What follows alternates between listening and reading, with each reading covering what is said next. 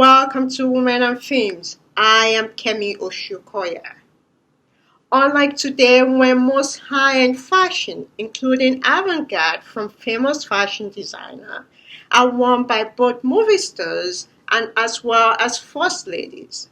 Back in the 50s and 60s, only a handful of prominent designers can boast of dressing American first lady, movie stars, and everyday women. Among those pioneer elite designers is a French designer named Pierre Cardin, known for his classic and unconventional style, an interplay between art, technology, and science that continue today to push boundary of contemporary fashion, captivating and giving not only our eyes but our imagination tantalizing experiences. A new exhibition dedicated to his work is now on view at the Brooklyn Museum through January 2020. The show, organized chronologically, is mesmerizing. In a rare interview, the brand general manager and heir apparent Mr. Rodrigo Cardin spoke with us. So, talk to me about your uncle. I met him when I was 22 one time when the town of where he's born gave him the key of the town, because to celebrate his work. Okay. And I was there with his brother, my grandfather. I was living with him. I never seen him just when I was 8, but I didn't remember. So finally it was like coup de foudre. It's like a very good impression he did me. There was a défilé, and he explained me for the first time what he thinks about clothes and about creation in his sense. Well, what did he tell you? He said, you know this the glass of champagne. The glass is my costume, my clothes, and the champagne is a woman. For him, the woman can be how she wants physically. Important is the sculpture outside. So that's a good sense of creation, and I follow it from that moment. And now I follow him from 25 years. You've been working with him for 25 years? Yes, all days. I stay between Venice and Paris, but more in Paris now, because it is 97 now. He's very smart, but I can help sometimes him. And I have to think about the future of the house going on in this sense, in his sense, because he learned me, he teach me not exactly how to do, but the exact sense of his way to do. I hope to interpret it well. Okay, so you've been working with him for quite a while now. What is the most important thing that you learned from him? He is sincere. Sincere? Okay, by heart and by design and everything he did. He is sincere with himself, coherent all the time, and he likes to work more than travel, more than make vacations. So his vacations, his best thing in the world is to work, to draw. So you can imagine 70 years of work.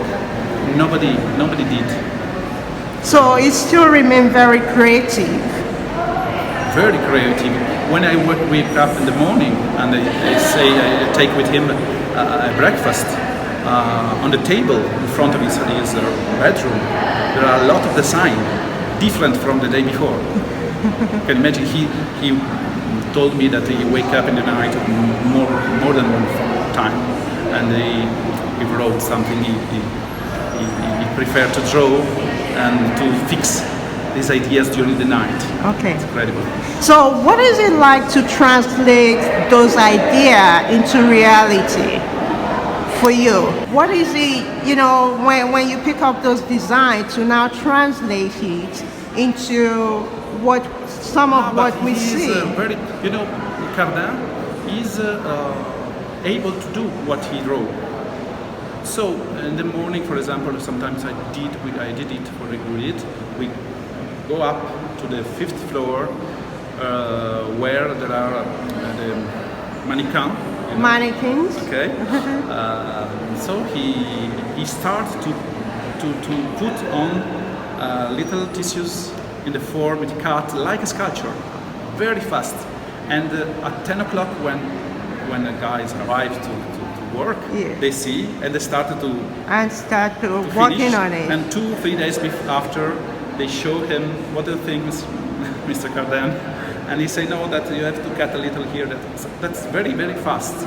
He likes to translate fast his ideas. Yes. So what should we look forward to? Well, regarding the Cardin house, what should the public and the fans, what should they look forward to?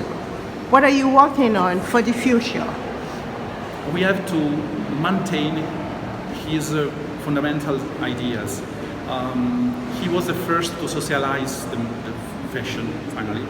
And he wanted it from the beginning, that everybody could dress something that you can recognize. This is Cardin. Now it's not possible to say the same for the other, but Cardin is Cardin, and you can recognize just with 1 second.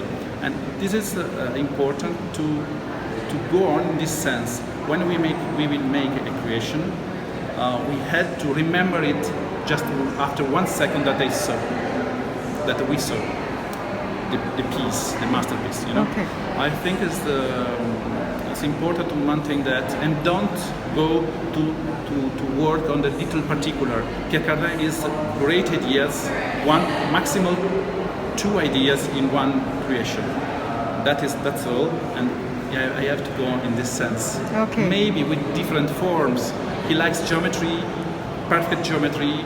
I like curves in general, and so geometry and with something invented curve. This is a little difference between me and him, but he likes. So I make confidence in myself. So you will be combining your own creativity, your own idea with his idea. See, he transferred something in 25 years of working with him. Transferred, even if I didn't want, but I wanted. So now it's part of me.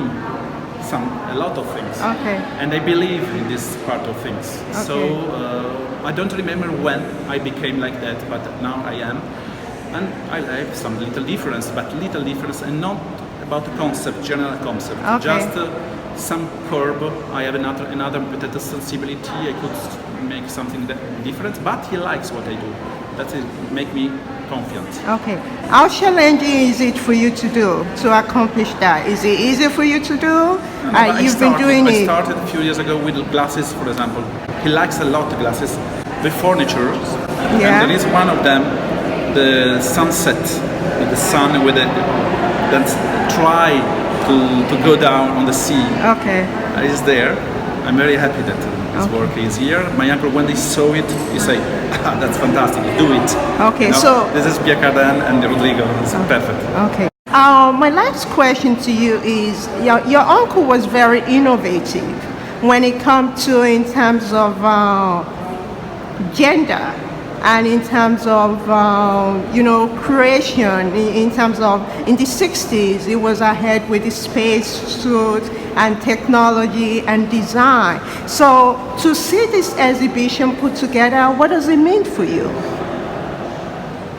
One thing to say is the most difficult things in the future of the house of Cardin is to stupefy people, like he did before 70 years, every year.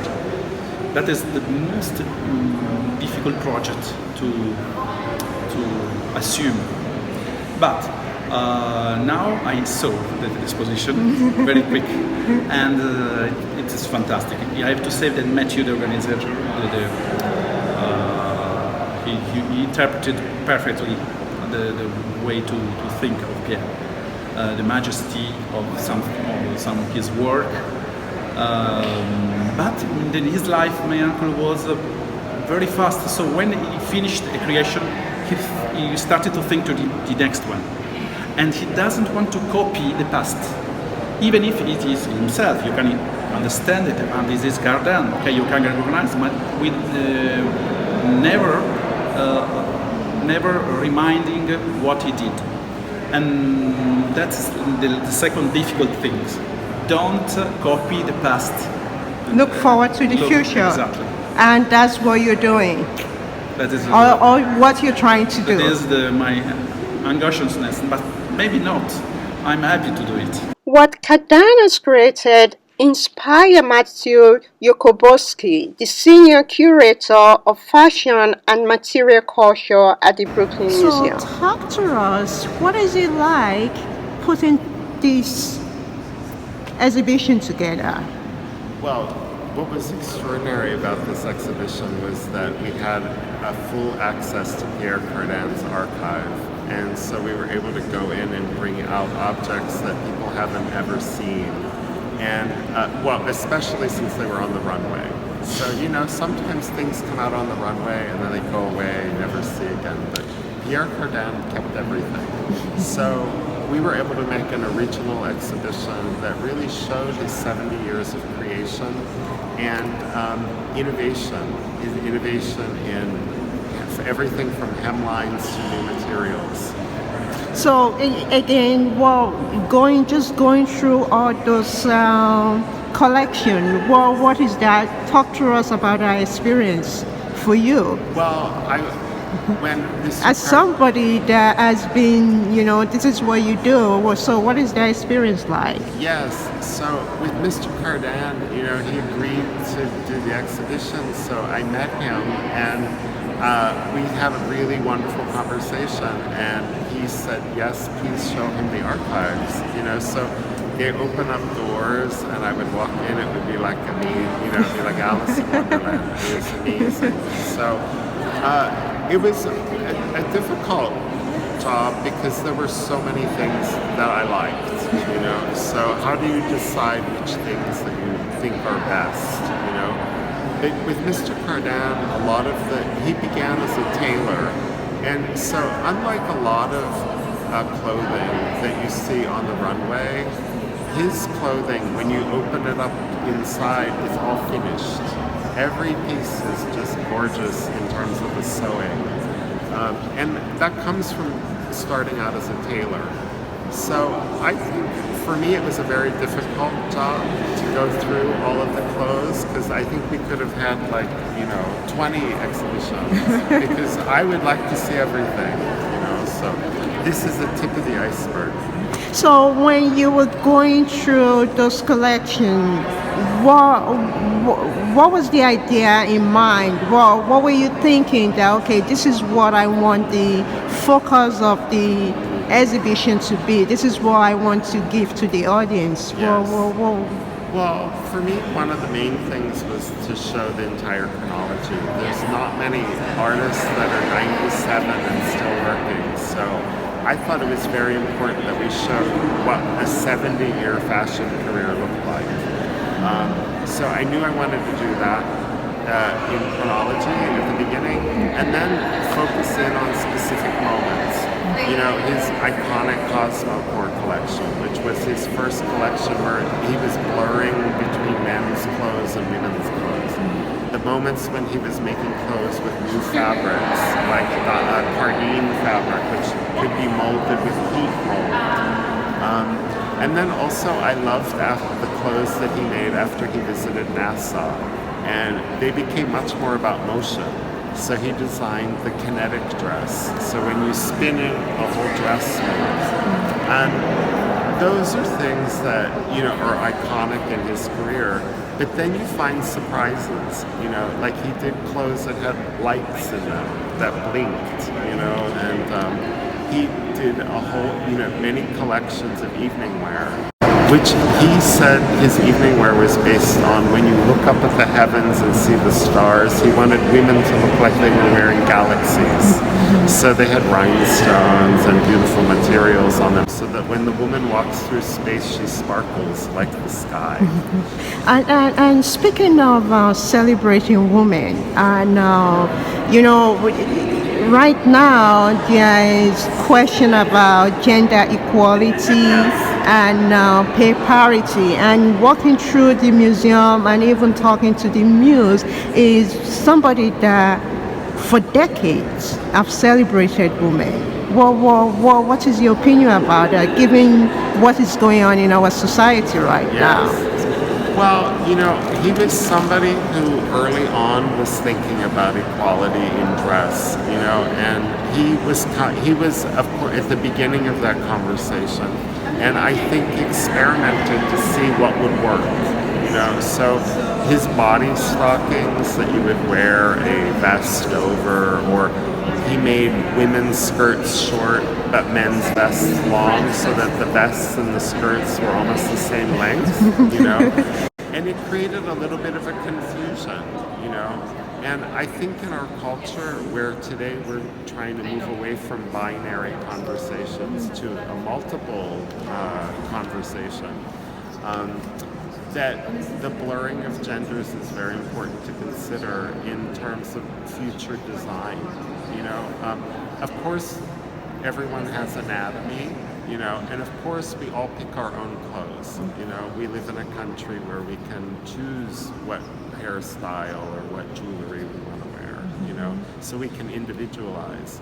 But I think there's a lot of necklaces and different things that both men and women could wear, and we participate in gender-neutral dressing without really thinking about it. And it seemed to be one of I was walking through the exhibition and saw one of the dresses that Naomi Campbell wore. Yes. It was one of the fashion designer that also included women of color. Yes. As his model. Can you talk about that? Yes. Oh, absolutely. In 1957, he made his first trip to Asia, and he taught at the Academy for three-dimensional fashion design. And he met the model Hiroko, and for 3 years he would write her notes and say, "You should come to Paris." So eventually Hiroko came to Paris, and she became one of the first Asian models to be on a European runway. And then it just continued. He was working in China and India, and then he was working with American models like Pat Cleveland, and Naomi Campbell. And I think when you think about Pierre Cardin, he really wanted to embrace the whole world with his clothing. He always said, "I want to dress the world." So if you're going to dress the world, you want to include beautiful models from every country in your collections. And talk to us a bit about his influence on fashion, on modern day fashion. Yes. And technology. I think that it's interesting when you have a designer that's interested in science. A lot of designers are mostly, a lot of designers will tell you, I was inspired by flowers, I was inspired by birds. But Pierre Cardin was interested in technology and outer space, which are like unusual for a fashion designer. So he designed the computer coat, where the back of it looks like the fan on the inside of a computer. He designed the scale vests where it's all angular. And if you look at a lot of his work, it's about mathematics. Something like this, for example. Yes, this is called the butterfly dress. And it's based on parabolas, which is both the shape that you see in outer space as well as the shape that you see in science. So I think he's very innovative in that way. Okay, so what do you hope audiences that come to see this, what are you hoping that they will take out? both older and younger generation? What are you hoping that they will take away? Well, one of the things I would like people to take away is the fact that if you are busy throughout your whole life and you live to be 97 like Pierre Cardin, he didn't retire, he just kept designing. And I think that's a life lesson for all of us.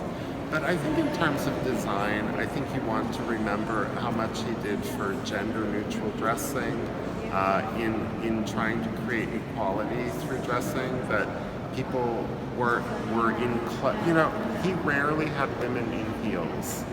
They would be in mostly flat shoes and a short skirt so that woman can be more mobile. She can be out in the workforce. And it's things like that that help make the future better for everyone.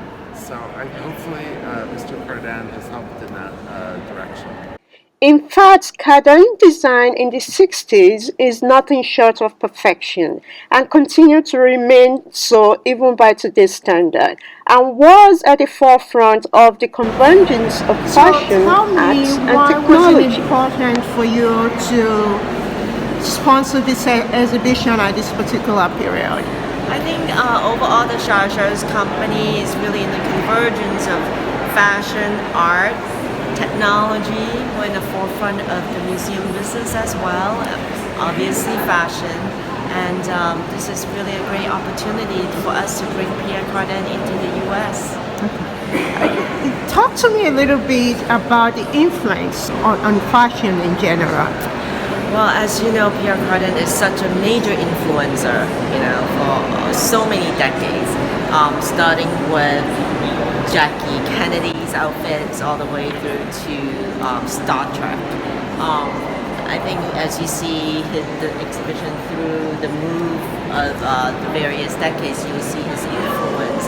And not only that, his progressive thinking, as well as just truly being innovative, is truly an aspiration to us all in the fashion industry. There's a form of technology that is sort of incorporated into the fashion. Can you talk a little bit more about that?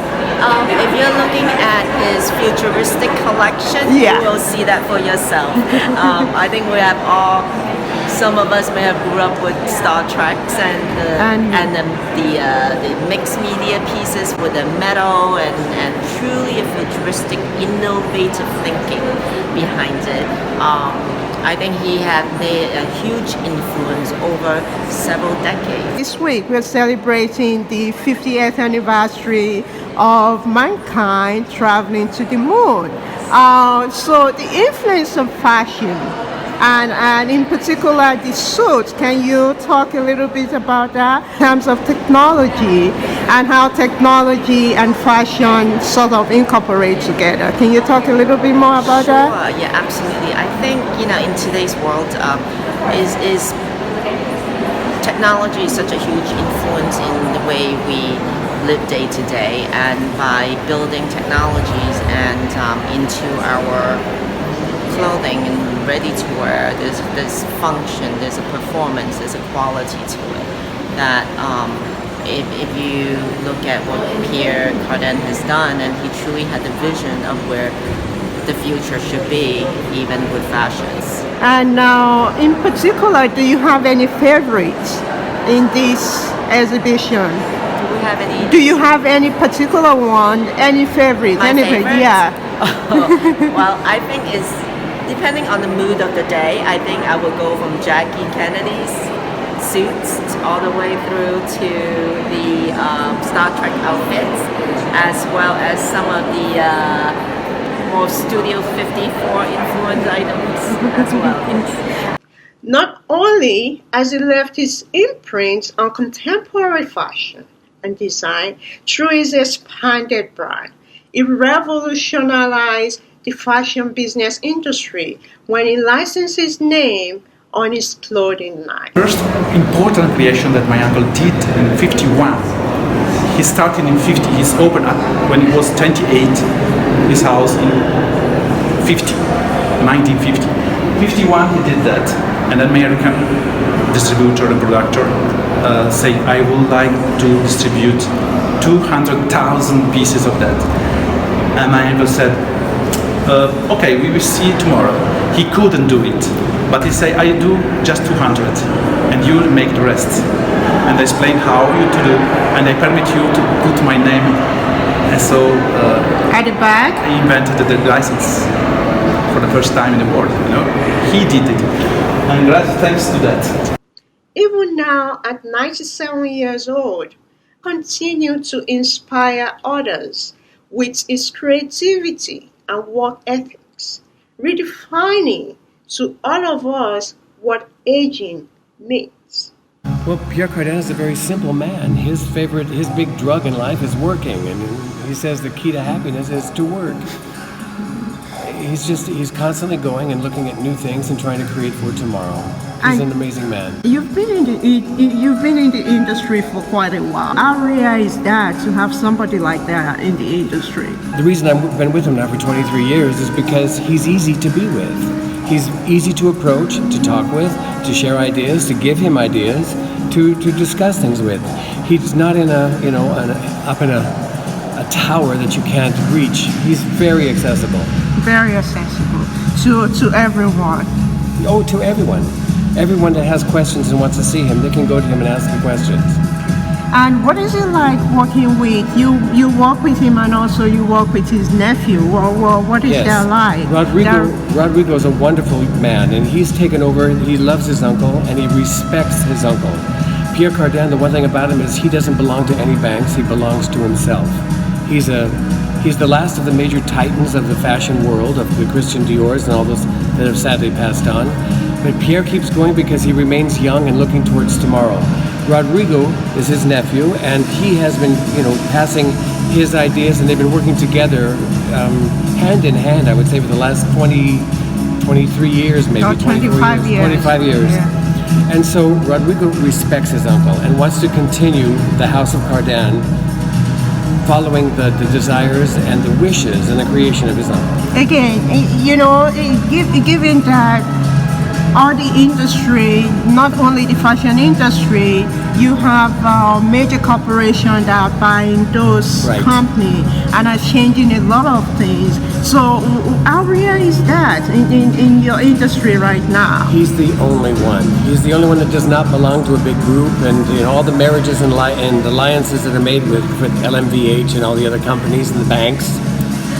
Pierre Cardin is his own banker. He still does his accounting the old-fashioned way, looking at the ledger. And then when he wants to invest, he goes and looks at what he has, and he goes, let's do this. So what can young designers, what can they learn from that? What can they learn from that? Well, first of all, it's a history lesson because no one works like that except for Pierre Cardin anymore. But it also brings things back to it on a human level. I think this is my personal take. It's a very simple way, and so most of your energy as a young designer would be spent creating rather than talking to commissions and board meetings and all these other people to get their opinions before you step forward. Pierre Cardin creates, and then he goes and looks at his ledger when he has to do his accounting. But it's a passing thing for him. So it's the old-fashioned way of doing things that remain more sustainable. Sustainable and human. And human. Above all, I would say human. So putting the people that work for you and remain and your customer ahead of any other thing is a lot more important, and it's what has kept the business going. What has kept the business going? He has many licenses, of course, to keep the business going, as well as his high fashion line. He still creates. He's still in front of the museum, and he's still in the magazine, the store, every day working. He's just a working man, is what he is, and he's really simple. That's all I can say. Okay, so just walking through the museum here, just looking through everything. Do you have any favorites or what? Oh, there are some pieces that I hadn't seen. I mean, because I have worked very often with René Taponnier, who is the curator for the Pierre Cardin Museum in Paris. And so many of these pieces I have seen because we did expose some of these pieces as well in Newport Rhode Island in 2017, and then in Atlanta at the Scatfash. But Matthew has done a beautiful job and chosen a line based around the Cosmonaut collection, which I've seen fewer pieces of, I would say. And there are some pieces with that Jacqueline Kennedy wore that I had never seen, because of course that's from a different museum that belongs to different collections. But here at the Brooklyn Museum, they've done a wonderful job of finding old archives, and it was fun to see the Jetsons cartoon. I mean, it's my American culture as a young kid here in America, but so there are some things that I hadn't seen, so I would say those catch my eye more. Now, to answer your question, what is my favorite?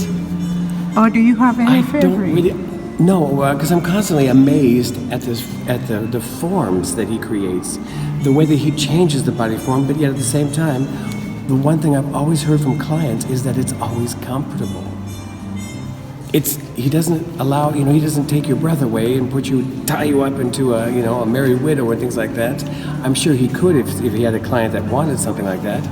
But his clothes are comfortable to wear.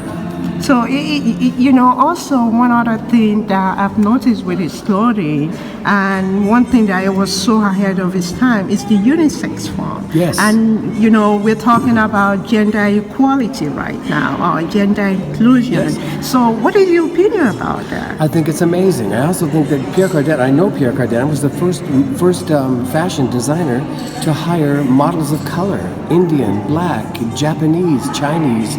To him, human beauty was human beauty, period. And all the colors of the rainbow are wonderful. So he was the first person, Naomi Campbell has said it in a film, mentioned that as well in the film that's just being finished called House of Cardin, which is a feature film on his whole life. When will that be out? That's going to be shown worldwide. It's being sold into many countries already. It's just the final editing is being done right now. It should be premiered hopefully this year. Oh, okay. So talk to us about what we have in here. What you have in here is Pierre Cardin inspiration. A lot of it is the circle ideas here, and also the new materials, because he worked a lot. He loved when all the new materials came out, whether it was vinyl, lycra, plastics. Everything inspires him. And I can tell you one thing, when you're riding in a car with Pierre Cardin, he's like a 97-year-old child, because his eyes pop out as he's looking out the window of the car saying, look at that, look at this, look at that. Everything inspires him, and I think that's why it keeps him young. And given that we are celebrating the 50th anniversary of mankind walking to the moon, I mean, putting this together is such an amazing thing. And his idea, even the glasses and the furniture, like it's so ahead of its time, so totally futuristic. Absolutely. But at the same time, it's still very relevant. 50 years later. Well, one of his favorite expressions is, my favorite dress, that journalists always ask me, they say, of all these beautiful and crazy models that you've created, which one is your favorite? And he always answers, the one I'm creating tomorrow. As history has shown us, from Thomas Jefferson to Steve Jobs, simplicity is at the core of creativity and innovation. It's the deconstruction as well as the foundation of complex things, including math, science, technology, and art, all of which take their clue from nature. Perhaps we can learn a thing or two in this modern day of constant digital stimulation. Let us remember to take time to appreciate and enjoy the simple things that we often take for granted, like our loved ones, or the beauty that nature has bestowed upon us. That's the end of this episode. You can subscribe to our YouTube channel to watch previous episodes. Also, check out our website, theafricabazaar.com. Until next time, remember, stay open to new experience, get involved in your community, and encourage one another. I am Kemi Oshukoya. I will see you next time.